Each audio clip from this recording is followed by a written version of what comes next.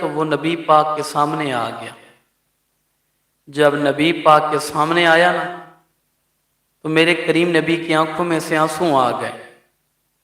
میرے نبی نے رو کے فرمایا، اے داعیہ، مجھے خوشی ہے کہ تو نے میرا کلمہ پڑھ لیا ہے۔ اے داعیہ، مجھے خوشی ہے کہ تو مسلمان ہو گیا ہے، میرا غلام ہو گیا، میرا صحابی ہو گیا۔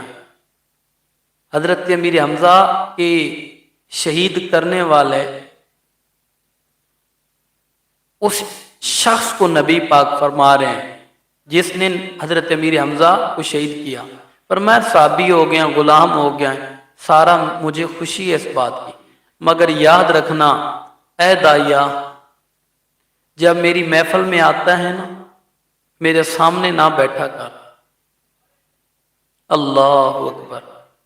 نبی پاک نے فرمایا جب میری محفل میں آتا ہے تو میرے سامنے نہ بیٹھا کر، میرے دائیں بائیں بیٹھا کر۔ کیوں؟ اس لیے جب تو میرے سامنے بیٹھ